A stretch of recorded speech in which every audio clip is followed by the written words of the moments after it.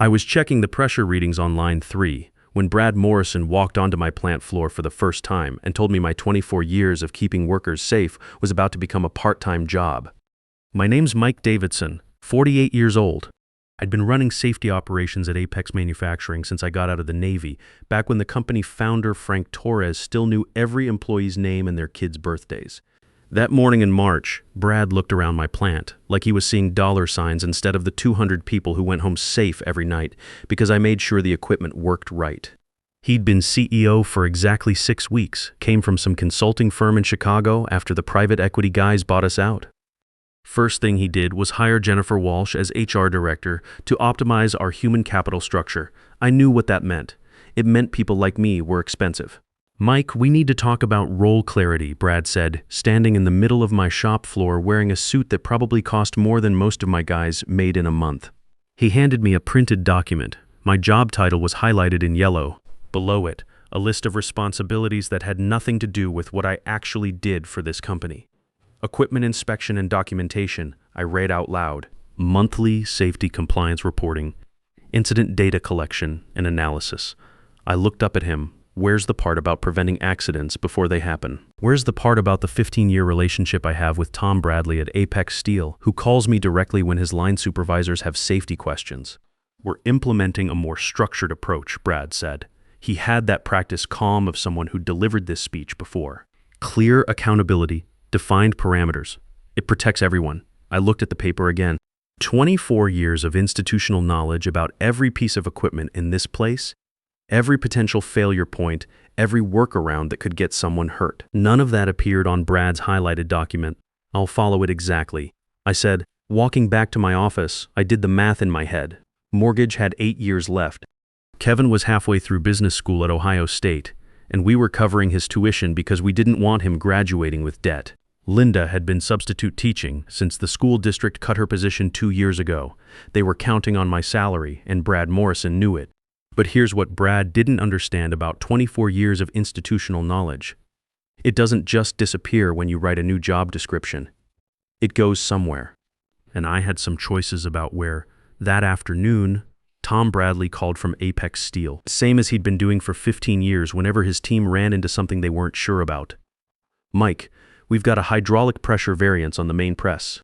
Reads normal on the gauge, but there's a slight vibration in the housing that wasn't there last month. You think it's worth shutting down to check the seals?" For 15 years, I'd have walked him through the diagnostic sequence in about 3 minutes. I knew that press like I knew my own truck. I'd been there when it was installed, helped train his operators on the safety protocols, knew which sensors read slightly off because of a wiring issue from 2019 that was documented but never fixed because it was within tolerance. I opened Brad's job description and read it again. Equipment inspection and documentation. Monthly compliance reporting. Nothing about live technical consultation. Nothing about preventing accidents at client facilities. "Tom, I need to direct you to our customer service team for technical support." My current role is limited to internal inspection and compliance reporting. Silence. Then, "Mike, what the hell are you talking about?" "I'm operating within the scope my management provided. Customer service can get you sorted out." I hung up and waited. The silence lasted 18 minutes. Then my phone started ringing. First call was Jennifer Walsh. "Mike, I'm getting calls from Apex Steel. What's the situation?" "I'm following the job description you gave me. If you want me to provide technical consultation to clients, I'd need that reflected in writing. Come on, Mike. We're all on the same team here. Happy to be a team player. Update my job description and I'll help." She hung up. Brad called 6 minutes later. The confidence from our morning conversation was already thinning. "Mike, Apex is our biggest client. We need some flexibility." "I understand. Add live technical support to my written parameters, and I'll be flexible. We don't need to change paperwork. Just use common sense." "My common sense says to follow the written guidelines you gave me this morning." He hung up too. By 5 p.m., I had 13 missed calls and 8 voicemails. Every one of them was some version of the same message. Fix this. None of them were willing to put in writing what they'd been expecting me to do for years without documentation. That my real job was nothing like what appeared on Brad's highlighted piece of paper. What none of them knew was that I'd spent the afternoon being very productive. I was documenting safety procedures, exactly what my job description required. Detailed, thorough, technically precise documentation of every inspection protocol, every maintenance schedule, every client safety relationship that kept this place running. Beautiful documents, completely useless to anyone who'd never stood on a production floor and listened to equipment tell you what was wrong with it. I also made one phone call that wasn't in any job description. I called Tom's cell phone, not the Apex main line. Tom, can't get into details, but things are shifting over here. If something comes up and normal channels aren't working, call me directly. Not the company, me. He was quiet for a moment. You all right, Mike? Just covering bases. That evening, I sat at the kitchen table with Linda and laid it all out.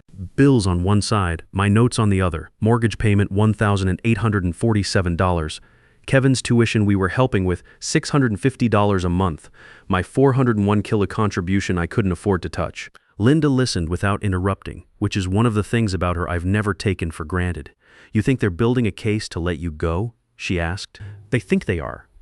What they're actually doing is different. What's your case look like? I tapped the folder next to my coffee. Every email, every call log, the original job description from when I was promoted versus the new one Brad handed me. The gap between those two documents was where 24 years of real work lived. If they fire me, they pay severance. And I've got documentation showing exactly what I was doing versus what they claim my role was. I paused.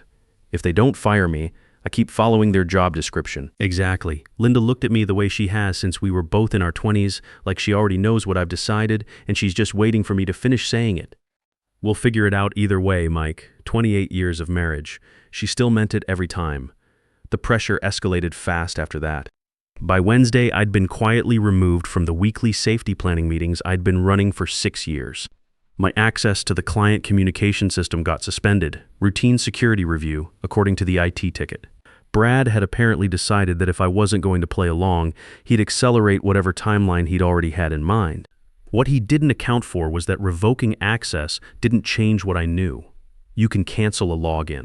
You can't cancel 24 years of understanding how equipment fails and how to prevent it. Thursday morning, Brad came to my office directly. No conference room this time. No Jennifer Walsh as backup. He stood in my doorway like he wasn't sure whether to sit down. Mike, I'm going to be straight with you. I'd appreciate that. We're going through a transition. Some roles are going to look different. I think there's still a place for you here, but it requires flexibility. I saved the inspection report I was working on exactly per my job description and looked up at him. Brad, I'm being completely flexible. I'm doing precisely what you outlined on Monday. If you want different results, the solution is right there. I pointed at the job description taped to my wall. Update that document. His jaw tightened slightly. I don't think you understand the position you're putting yourself in. I think I understand it perfectly. He left without another word. That afternoon, I got a call I wasn't expecting. Frank Torres, the man who'd built this company from a 12-person shop into what it was before selling to the investment group that eventually installed Brad Morrison as its face. Mike, skip the pleasantries. I've been talking to Tom Bradley and somebody forwarded me an email chain I found very interesting. Tell me what's happening. I told him all of it.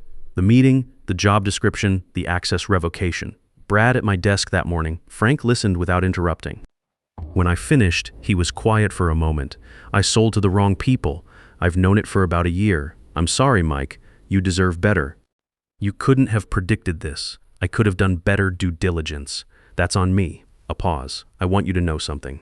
Whatever you decide to do next, you have my support. My phone book's still pretty full.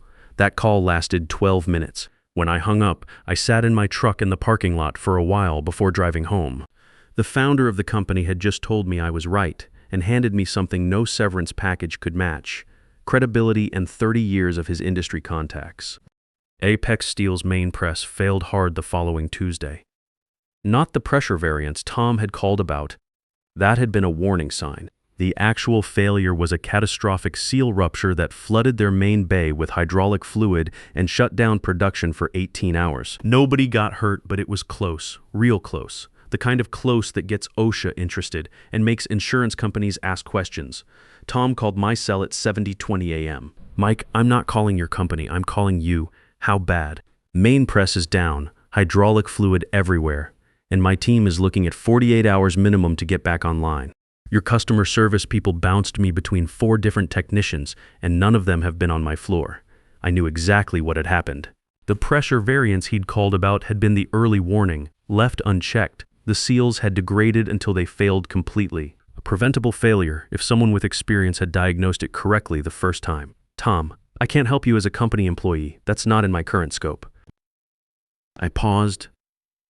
But I'm putting in for personal leave today. As of tomorrow, I'm available as an independent contractor. You'd need a direct agreement. What would that look like? I thought about the mortgage, about Kevin's tuition, about 9 more years of watching Brad Morrison make decisions about things he'd never touched with his hands. Emergency assessment and repair guidance, $15,000. Documentation and prevention protocol for your insurance company, another $8,000. Clean scope, clear timeline. 20 minutes later, Tom called back. Legal cleared it. Emergency consulting falls outside our service contract with your company. Send me a contract template tonight. I submitted my personal leave request at 8:30 the next morning. By 10 hours, Brad was calling. Mike, we're seeing that you've requested leave. Given the situation with Apex, the timing creates concerns. It's personal leave. I have 22 days accrued. I understand the policy. But we're hearing Apex may engage an outside contractor. Check Section 4 of your service agreement with them. Emergency consulting isn't covered by your standard contract. Silence. I'd encourage you to have legal review it before making any claims.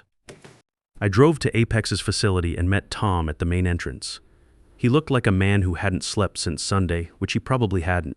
The production floor was quieter than it should have been at 9 a.m. The main press sat silent, hydraulic fluid stains marking where the seals had failed. I walked the system, checking pressure points, looking at maintenance logs. Your seals degraded gradually over 3 months, I told Tom. The pressure variance you called about was the first sign. Without intervention, catastrophic failure was inevitable. How long would it have taken my guys to figure that out? Hard to say. They were treating symptoms, not causes. We replaced the failed components that afternoon. By Thursday morning, the press was running clean. By Friday, Apex was back to full production. Tom stood next to me watching the line run. What would have happened if you'd still been sitting in that office writing inspection reports? I didn't answer. We both knew. Brad called Thursday while I was finishing documentation at Apex. Mike, we understand you've been consulting with Apex as an outside contractor. This creates complications. I'm on personal leave, Brad. What I do on personal leave is my business, provided it doesn't violate any valid agreements. Your legal team has had 48 hours to review the contract situation. Longer silence. We'd like to discuss bringing you back. I'm not coming back as an employee. Then what are you proposing?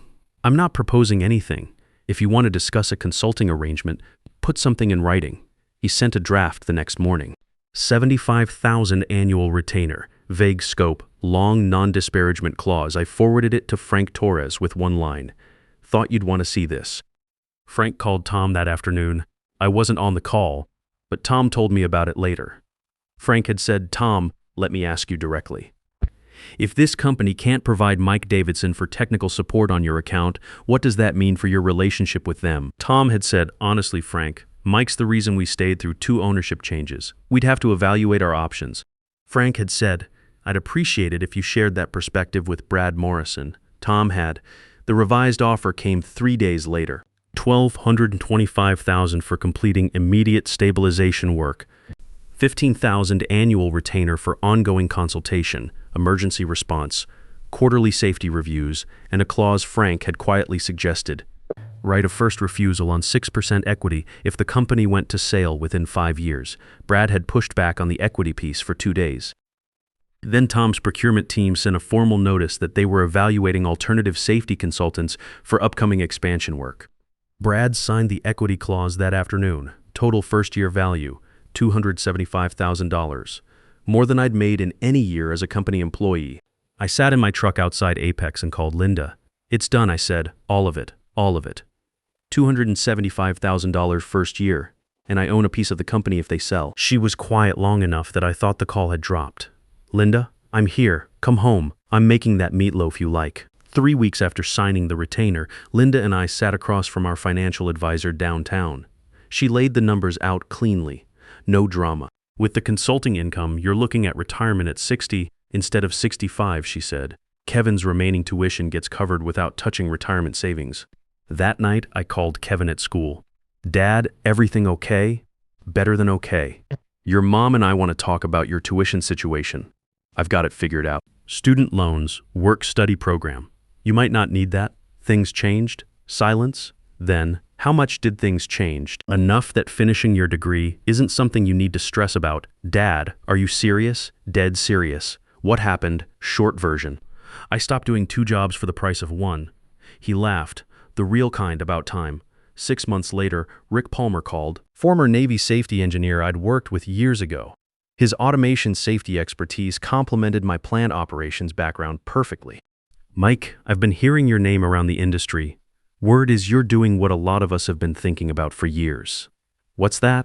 Taking what we know and making it work for us instead of against us. You interested in a partner who knows automation safety the way you know plant operations? We talked for 2 hours that first call. By the end of it, Davidson Palmer Safety Consultants existed on paper. Rick brought 2 clients within the first month. I brought another 3 by the end of month 4. We weren't trying to build something with 100 employees and a glass office tower. We were trying to do good work for companies that actually understood what they were buying. The work was steady. The clients were straightforward. Nobody handed us highlighted job descriptions and told us to stay in our lane. About a year after I'd left the company, Brad Morrison asked to meet for coffee. I almost said no. Then I thought about it and decided there wasn't any reason not to. He looked older. The easy confidence from that conference room was working harder than it used to. Word around the industry was that the company had lost 2 more major accounts after badly managed safety implementations. Both clients who'd specifically asked for the kind of direct technical relationship I used to provide. We can't fill the gap, he said, wrapping both hands around his coffee cup. We've posted the position 4 times. Young engineers know theory but fall apart when equipment actually fails. The experienced guys we've talked to want more than we can offer. That's an interesting way to phrase it, considering what you're paying me now. He had the grace to look uncomfortable. What did I do wrong?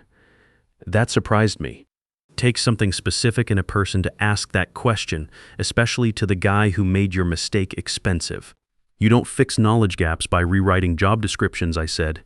You fix them by understanding that institutional knowledge, the relationships, the pattern recognition, the stuff that doesn't fit in any manual, is usually the most expensive thing to lose and the hardest to replace. He listened, took notes on his phone. When the check came, he reached for it. I've got it, I said. But for future reference, my consulting rate is $400 an hour. We've been talking about 45 minutes. He looked at me, then laughed. Not forced, real. He sent me an invoice request the next day. I sent him a bill. Last month, I got a handwritten note from Frank Torres. 3 sentences. Mike, heard you're speaking at the Safety Summit next month. Save me a seat up front. Proud of you. It's framed in my office now next to the first contract from Davidson Palmer's first client. I look at both of them sometimes when I'm on the phone with a new client or finishing up documentation at 7 p.m. because the work is worth finishing right. The speaking engagement Frank mentioned was about institutional knowledge in manufacturing safety.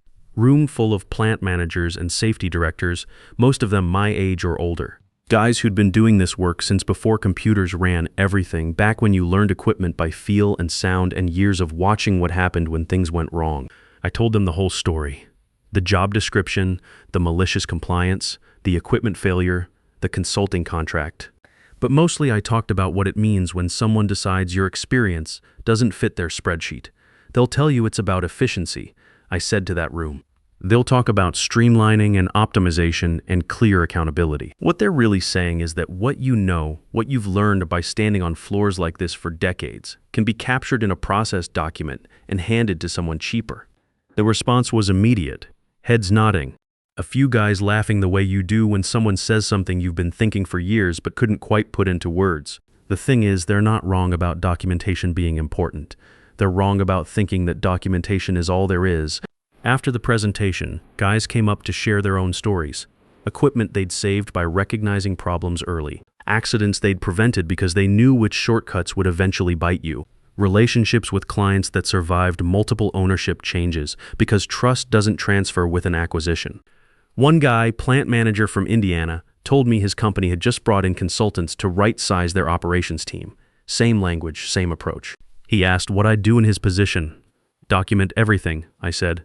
Every relationship, every piece of institutional knowledge, every informal process that actually keeps things running. Not because you're planning to use it as a weapon, but because you want to be ready with options when they hand you that highlighted job description. 6 months after that conference, Davidson Palmer had 8 regular clients and a waiting list. Rick and I brought on 2 more partners, both former Navy guys who understood that safety isn't theoretical when people's lives depend on getting it right. We're not revolutionizing the industry. We're just doing the work the way it's supposed to be done, for companies that understand the difference between compliance and safety, between process and judgment, between having the right credentials and knowing what you're doing. Here's what I want to say directly to you.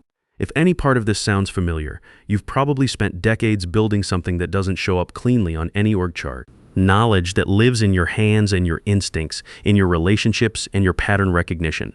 And at some point, somebody younger with better software and a newer MBA decided that what you do could be captured in a job description and handed off to someone cheaper. They were wrong. You already know that, somewhere underneath the worry about mortgages and college tuition and what happens if they actually follow through on their threats. The question isn't whether your experience has value. It does. The question is whether you're going to let someone else keep setting the price for it, or whether you're going to find out what the market will actually pay when they need you and have nowhere else to turn. You're not overhead waiting to be optimized. You're not a legacy process that needs streamlining. You're the reason the work gets done right. The reason people go home safe. The reason clients stay loyal through ownership changes and management turnover. Act like it.